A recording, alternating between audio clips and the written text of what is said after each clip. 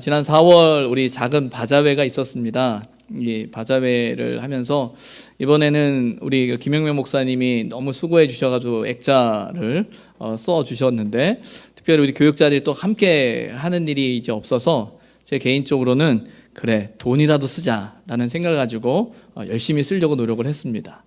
근데 문제는 제 배에 한계가 있는 거예요. 제가 먹는 것도 한계가 있지 얼마나 먹겠습니까? 그래서 우리 아이들이나 또 주변에 있는 분들을 이렇게 사주자 싶어서 이렇게 사주게 됐는데, 어떤 아이들이 이렇게 있어서 아이들에게 이렇게 이제 간식을 이제 사주었습니다. 근데 어떤 아이들은 새침하게 목사님 전 됐어요 라고 하면서 딱 거절을 하더라고요. 근데 어떤 아이들이 이제 식사를 하고 나서 제가 이런 걸 보면서 목사님 아이스크림 사주세요 라고 해서 이제 아이스크림 이렇게 사주고, 또 어떤 한 아이는 목사님 저 음료수 먹고 싶어요. 그래서 카페에 가서 이제 음료수를 사주었습니다.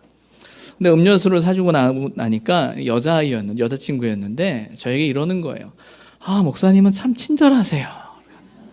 그래서 그 얘기 듣고, 왜냐하면 그렇게 말할 수 있는 아이가 되게 어린 아이였거든요. 어린 아이가 저에게 목사님은 참 친절하세요 그래 가셔가지고 내가 너무 깜짝 놀라가지고 정말 친절해야겠다는 생각을 하게 되었습니다. 아이들에게는 다 교회에 대한 어떤 기억들이 있을 것 같아요. 이렇게 자라면서 교회라는 공동체 안에서 교회에서 경험하는 어떤 그 기억들이 그들의 마음속에 이렇게 자리 잡게 돼서 나중에 어른이 됐을 때 별거 아니었던 것 같지만 그 기억이 그의 마음속에 이렇게 자리 잡음으로 말미암아 또 어떤 어려움이 있고 힘든 일이 있을 때 다시금 또 신앙의 자리로 돌아오는 경우들을 참 많이 보게 됩니다. 어른들과 또 우리 교우들과 이렇게 대화를 나누다 보면 종종 그런 이야기를 하시는 분들이 많이 있어요. 저 어릴 때 교회 다녔어요 라고 하면서. 근데 얘기 들어보면 별로 이렇게 오래 다닌 것 같지도 않아. 그런데 중요한 건 그 기억이 그분들 마음속에 오래 자리 잡고 있었던 것 같아요. 그래서 그 기억 때문에, 그 추억 때문에 다시금 예배 자리로 또 신앙의 자리로 이렇게 돌아오시는 모습을 보면서 참 그 기억이 참 중요하구나, 그 추억이 참 중요하구나 라는 생각을 많이 해보게 됩니다. 오늘은 어린이 주일입니다. 우리가 특별히 어린이 주일로서 또 우리의 자녀들을 다시 한번 생각하고 또 우리 교회의 또 다음 세대들을 다시 한번 생각하면서 우리가 오늘이라는 시간을 살아가고 있지만 정말 그들에게 물려줄 내일을 오늘이라는 시간을 속에서 우리는 함께 고민하면서 어떤 교회, 어떤 신앙의 추억들을 물려줄 것인가 라는 것을 아마 저와 여러분은 고민해야 할 것입니다. 그래서 단지 오늘 우리가 살아가는 이 삶만 생각하는 것이 아니라 우리에게 허락되어질 내일의 시간들을 기억하면서 어떤 추억을, 어떤 기억을 그들에게 물려줄 것인가 저와 여러분이 함께 고민했으면 좋겠습니다. 그런 마음을 가지고 오늘 본문의 말씀을 이렇게 묵상하게 되었는데, 이 창세기 15장은요 아브라함이라는 사람에게 있어서 아주 중요한 그 포인트가 되는 내용입니다.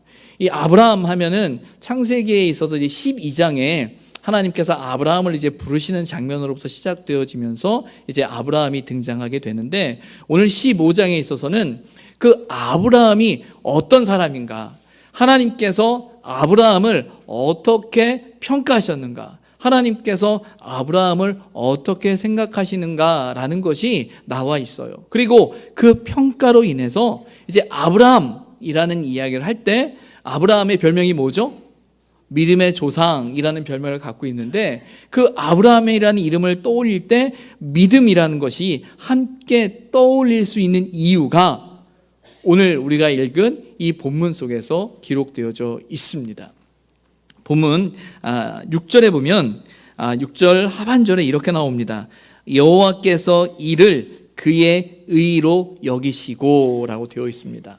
그의 의로 여기셨다라는 이 말씀은 오늘 본문의 말씀의 제목이기도 합니다.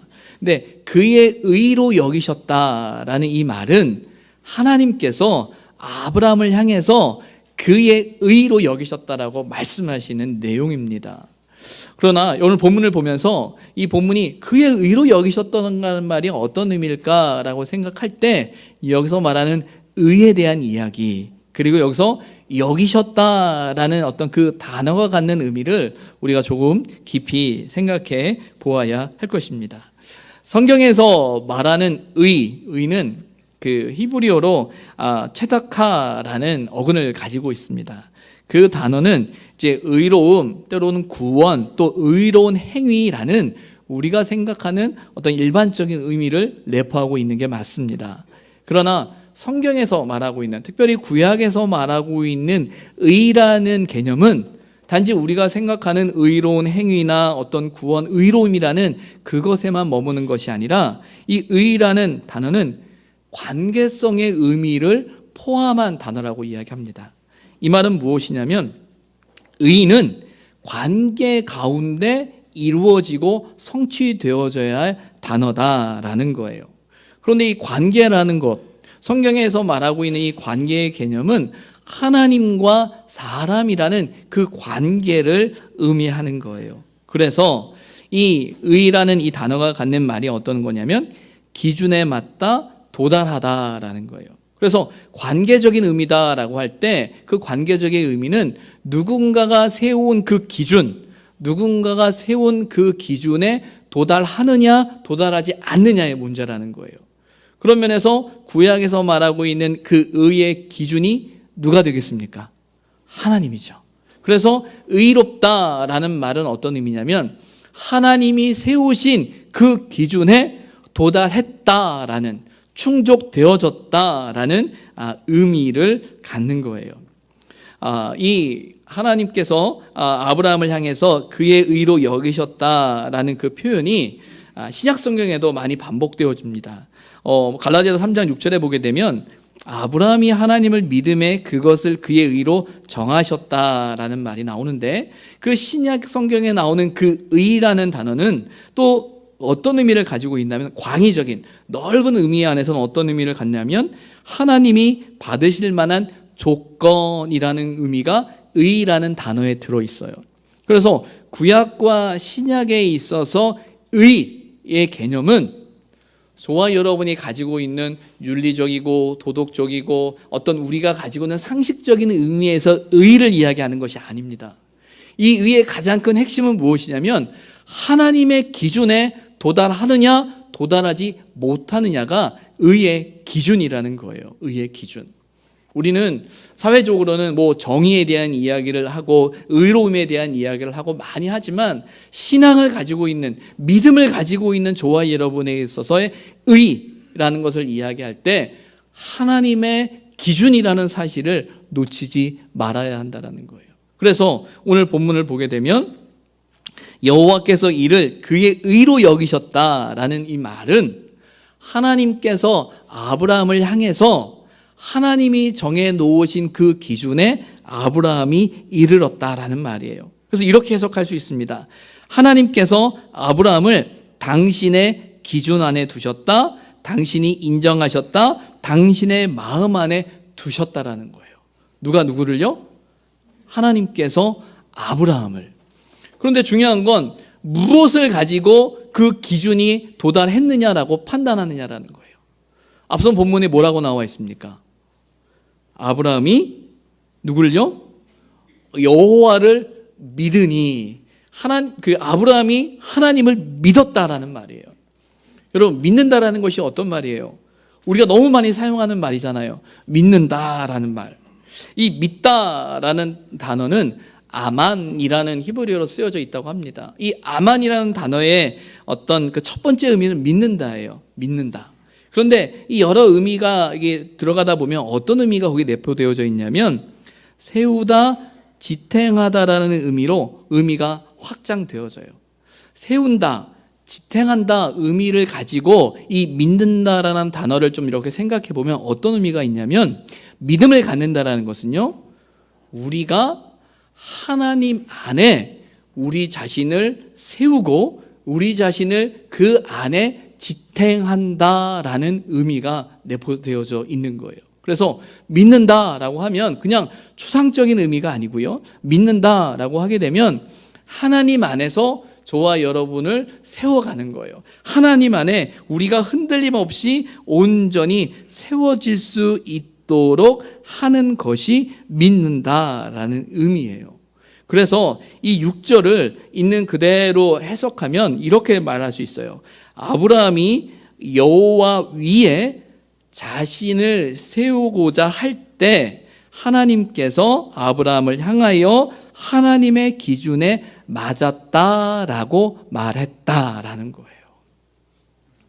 아브라함이 여호와를 믿으니 여호와께서 이를 그의 의로 여기셨다. 아브라함이라는 사람이 하나님의 세우신 기준 안에 맞았다. 아브라함이 여호와 안에서 그의 삶을 지탱하고 그 삶을 살아내고자 노력했던 그를 향한 하나님의 칭찬이요 인정의 말씀이 6절에 나와 있는 것입니다. 그러면 아브라함에게 어떤 일이 일어난 것입니까? 왜 하나님께서 그를 향해서 아브라함이 나를 믿었다라고 말씀하고 계십니까? 앞선 본문 1절에 보게 되면 이후에라는 단어로 시작합니다. 이후에라는 말이 어떤 때를 의미하는 것이죠? 앞선 14장에 나오는 아브라함이 그돌라오멜과 그의 연합군과 싸워서 왕과 싸워서 승리한 이후에, 그리고 또 승전하고 돌아왔을 때 소돔왕이 그에게 그 모든 전리품을 가져가라고 제안을 하죠. 그러자 아브라함이 뭐라고 말합니까? 내가 가지지 않겠다라고 결단하고 고백한 이후에라는 거예요. 이후에 아브라함의 마음에, 아브라함의 생각은 어떤 생각이었을까요? 그 마음의 상태가 무엇이었을까요? 오늘 본문을 보게 되면 여호와의 말씀이 환상 중에 아브라함에게 나타났다, 임하였다라고 되어 있습니다. 환상 중에 하나님께서 아브라함에게 나타나셨다라는 거예요. 뭐라고 말씀하셨습니까? 1절에 보면 뭐라고 나와 있죠? 같이 한번 읽어볼까요? 아브라함아, 두려워하지 말라. 나는 내 방패요 너의 지극히 큰 상급이니라 라고 되어 있습니다. 현재 아브라함의 마음의 상태가 어떤 거예요? 어떤 거예요? 두려워하고 있어요. 왜 두려울까요? 왜? 어떻게 했는지 모르겠으나 아브라함이 그돌라오멜 연합군을 이겼어요. 한 번 이겼다라고 해서 끝나는 일이었나요? 아닌 거죠. 그러니 그들이 다시 쳐들어올지도 모르는 긴장이, 부담이 그의 마음 가운데 있었던 거예요. 두려운 거예요. 또 소돔왕의 제안을 그가 내가 가지지 아니할 것입니다 라는 마음을 가지고 결단을 하고 그가 그렇게 고백을 했지만 인간의 마음에 있어서 아쉬움도 남는 것이죠. 이방인으로서 살아감에 있어서 아쉬움 또한 그에게 있을 수 있었을 거예요. 그런 복합적인 마음이 그의 마음 속에 이제 두려움으로 남았던 것이죠. 어떤 면에서는 이 두려움은 어떤 믿음 없음에 대한 두려움이 아니에요.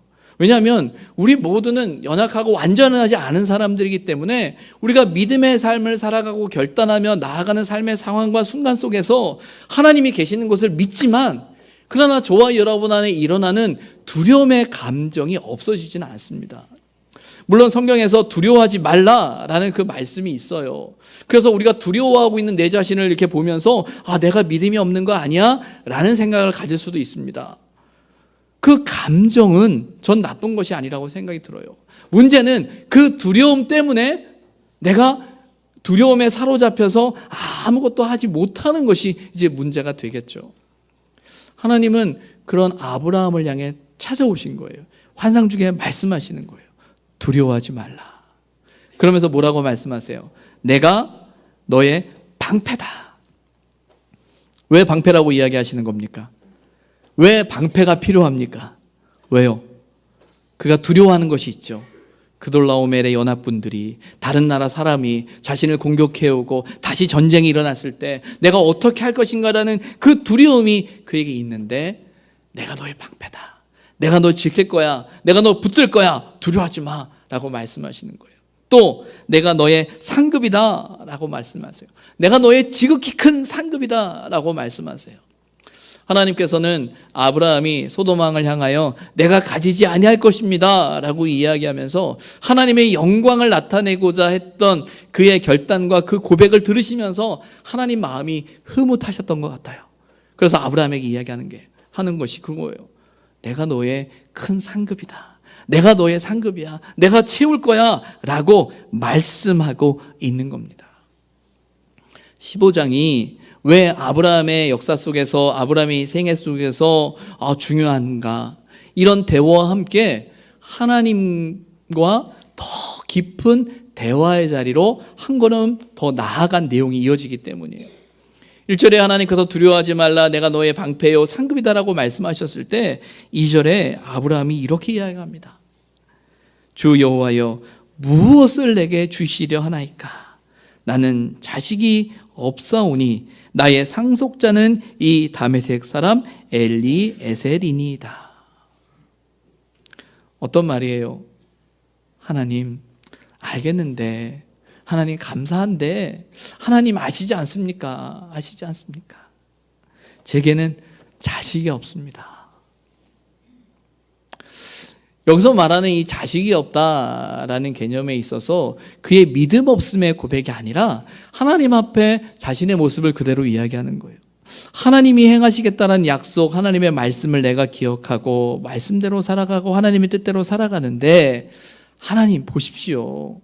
하나님께서 내 자손에게 이 땅을 주시겠다라고 말씀하셨는데 저에겐 자손이 없습니다. 저에겐 자식이 없습니다. 이런 상황 안에서 어떻게 하나님의 일이 이루어지겠습니까? 그럼 하나님, 우리 집에서 있는 이 엘리에셀이라는 사람이 나의 모든 기업을 이어갈 사람입니까? 이렇게 질문하는 것은요, 그 시대적인 상황 안에서 누지 문서라는 그 고대 문서에 이런 이야기가 있는 거예요. 집안에 자녀가 없을 때 그 집안의 그 기업을 상속하는 것이 그 집에서 자란 그 종에게 상속되어지는 이야기가 있다고 해요. 그러니까 아브라함도 그럼 이 엘리에셀입니까? 라고 묻는 거예요. 그리고 하나님, 내게 씨를 주지 않으셨습니까? 내게 자녀를 허락해 주지 않으셨는데 어떻게 해야 합니까? 라고 아브라함이 하나님 앞에 깊은 기도를 하고 있는 거예요. 어찌 보면 아브라함의 불평 같을 수도 있습니다. 아브라함의 불만처럼 보일 수도 있어요. 그런데 여러분, 신앙생활에 있어서 하나님과의 기도는 이런 깊은 대화로 이어져야 합니다. 무엇이냐면 하나님을 향한 신뢰가 있기 때문에 하나님 앞에 우리의 삶을 내려놓는 거예요. 하나님, 저에겐 자녀가 없는데 이 일을 어떻게 하면 좋습니까? 하나님, 내 삶 속에 이러한 문제가 있는데 하나님께서 내 삶을 인도하시고 지키시고 역사하시고 동행하시고 하나님의 뜻을 이루어 가시는 것을 내가 아는데, 그런데 하나님, 지금 내 삶의 상황 안에서 그 일이 이루어지고 있지 않습니다. 이제 어떻게 해야 하는 것입니까? 라는 그 간구가, 그 고백이 우리에게 있을 수 있는 것이죠. 이렇게 기도하던 아브라함에게 하나님께서 4절과 5절에 이렇게 말씀하십니다. 하나님이 그 사람이 내 상속자가 아니다. 아브라함의 생각에는, 아브라함의 경험 안에는 엘리에셀이 자신의 기업을 이을 사람이었어요. 그런데 하나님의 생각은 뭡니까? 아니다라는 거예요. 그 사람이 아니다라는 겁니다. 그러면서 내 몸에서 날 자가 내 상속자가 될 것이다. 아브라함과 하나님의 대화의 흐름을 이해하시겠습니까? 아브라함은 아브라함대로 답답한 거예요. 하나님, 이거 어떻게 해요? 하나님은 아브라함의 얘기를 다 듣고, 그래, 내가 그렇게 생각할 수 있지. 하지만 그 사람은 아니야. 내 몸에서 날 자가 너의 상속자가 될 거야 라고 말씀하시는 거예요. 그러면서 아브라함을 이끌어 밖으로 나가셔서 하늘을 보시고 무별을 보여주시고, 이 무별만큼 내 자손이 많게 될 거야 라고 말씀하고 계시는 거죠. 이 상황을 경험하면서 이어지는 6절에 아브라함이 여호와를 믿으니 라고 되어 있는 겁니다. 믿는다라는 것 참 쉬운 것 같으면서도 참 어렵습니다. 쉽다라고 생각하면 참 쉬운데 어렵다고 생각하면 참 어려워요. 그런데 아브라함이라는 사람은 어떤 사람이었냐면 그 하나님의 말씀하심 앞에서 그것을 믿었다라는 거예요. 그것을 붙들었다라는 거예요. 그것을 그의 마음에, 그의 중심에 두었다라는 거예요. 그런데 여러분, 우리가 아는 것처럼 아브라함의 지금의 상황이, 지금의 형편이 그저 긍정적으로만 생각한다고 해서 그래 잘 될 거야 라고만 한다고 해서 되어질 상황이냐라는 거예요. 아니라는 거죠. 아니라는 거예요. 그에 주어진 상황은 단지 시간이 가면 아이가 생기고 시간이 가면 모든 문제가 풀릴 거야 라는 차원의 생각이 아니라 자기가 경험하고 있는 상황과 형편과 처지를 근거한 기대가 아니라 절대적인 하나님의 말씀 앞에서 하나님을 붙드는 결단이었다라는 거예요. 왜냐하면 우리가 아는 것처럼 아브라함이나 사라에게는 너무나 많은 나이였기 때문이라는 것이죠. 그러나 아브라함은 하나님을 믿었다. 그리고 그 믿음을 보시고 하나님께서 그를 의롭다 여기셨다라고 이야기하는 거예요. 그런데 여러분, 이 믿음다라는 그 말이 저와 여러분의 삶에 구체적으로 어떻게 적용이 될까요? 어떤 것일까요? 지난 한 주 새벽 예배에 사무엘상의 말씀을 읽는데 사무엘상에 어떤 이야기가 나오냐면 24장에 보면 다윗이 자신을 죽이려고 쫓아오는 사울 왕을 살려주는 장면이 나옵니다. 이 사무엘상에 보게 되면 두 번 그 다윗이 사울을 살려주게 되는데 첫 번째가 엔게디 광야라는 곳이에요. 엔게디 광야에 다윗이 있다는 소식을 듣고 사울이 쫓아옵니다. 그리고 그 쫓아오는 와중에 사울이 볼일을 보러 들어가요. 근데 그 엔게디라는 곳은 이게 동굴이 석회암 지질로 된 곳이기 때문에 동굴이 많거든요. 그러니까 볼일을 보러 들어가는데 우연찮게 사울이 들어간 그 동굴 깊은 곳에 누가 있었냐면 다윗과 그의 군사들이 있었던 거예요. 숨어 들어간 그곳에 사울이 혼자 들어온 것이죠. 그 모습을 보고 사람들이 이야기합니다. 하나님께서 원수를 갚게 하기 위해 우리에게 이런 기회를 주셨습니다.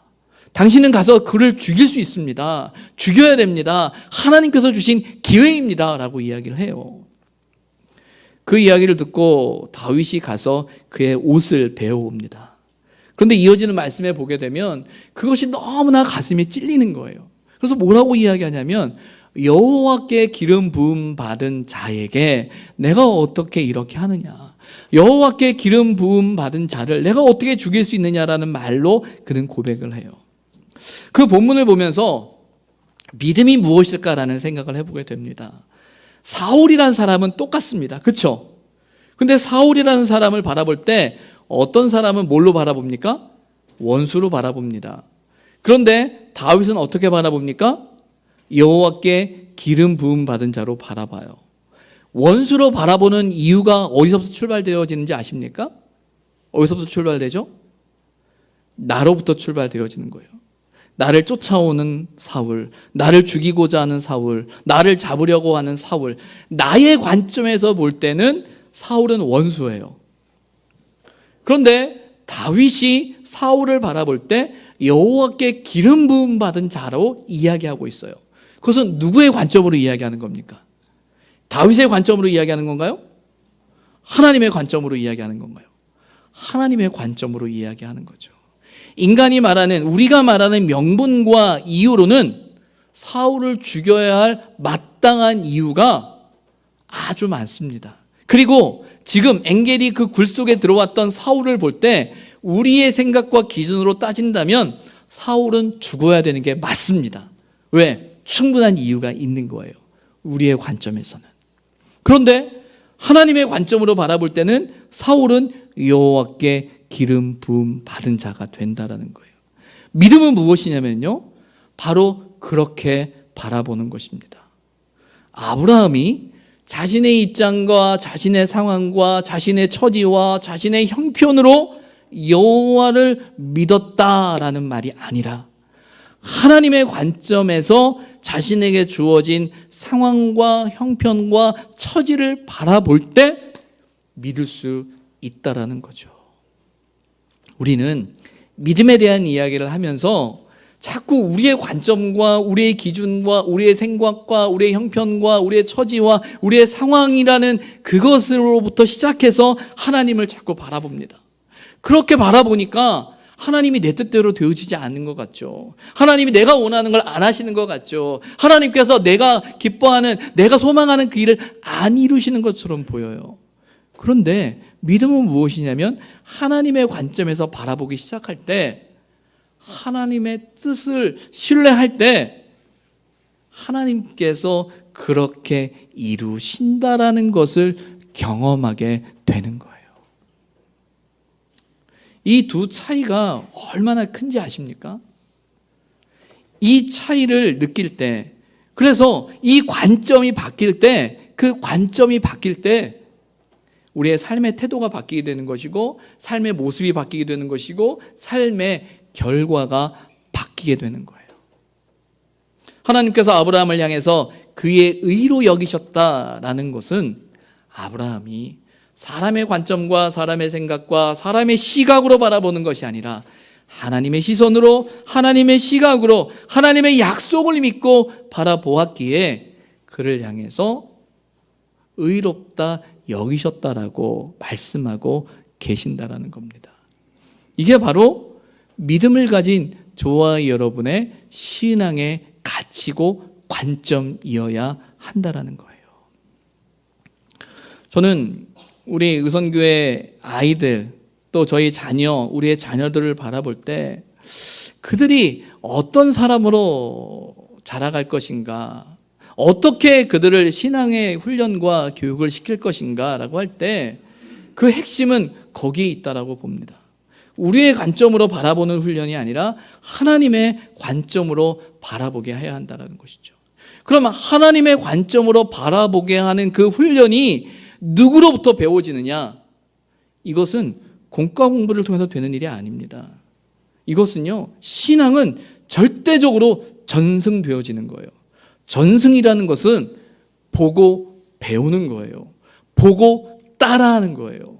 그래서 신앙의 교육은 말 그대로 저와 여러분의 앞모습을 보고 배우는 것이 아니라 저와 여러분의 뒷모습을 배우는 것이 신앙 교육이에요. 그러면 우리의 뒷모습을 보고 우리 아이들이 그렇게 살아갈 수 있으려 한다면 어떻게 해야겠습니까? 저와 여러분의 관점이, 저와 여러분의 시각이 늘 흔들림 없이 하나님의 관점에서 바라보고자 하는 노력이 우리에게 필요하다라는 거예요. 바라기는 저와 여러분 안에 그런 은혜가 있었으면 좋겠어요. 그런 갈망이 있었으면 좋겠어요. 그런 기대가 있었으면 좋겠습니다. 그리고 우리의 모습을 통해서 우리의 자녀들이 보고 배웠으면 좋겠어요. 우리 아버지가 그러셨지, 우리 어머니가 그러셨지, 우리 장로님이 그러셨지, 우리 권사님들이 그러셨지, 우리 집사님들이 그러셨지, 우리 선생님들이 그러셨지, 맞아, 그런 거야 라고 하면서 따라갈 때 하나님의 교회가 그들의 기억 속에 하나님이 다스리는 교회로 기억되어질 수 있다는 것입니다. 바라기는 저와 여러분의 안에 그런 은혜가 있었으면 좋겠습니다. 하나님께서 아브라함에게 그의 의로 여기셨다라는 그 칭찬이 저와 여러분을 향한 하나님의 칭찬이 되었으면 좋겠습니다. 내 기준이 아니라 하나님의 기준이 무엇인지 고민하고 하나님의 뜻을 쫓아 하나님의 방법대로 살아낼 수 있는 저와 여러분이 되기를 주님의 이름으로 부탁을 드립니다. 기도하겠습니다. 하나님, 아브라함을 향한 하나님의 칭찬이 우리를 향한 하나님의 칭찬이 되게 하여 주옵소서. 그의 의로 여기셨다라는 그 말씀이 오늘 우리 사랑하는 성도들 한 사람 한 사람을 향한, 오늘 저를 향한 하나님의 음성으로 들려지게 하여 주옵소서. 예수님의 이름으로 기도드립니다. 아멘.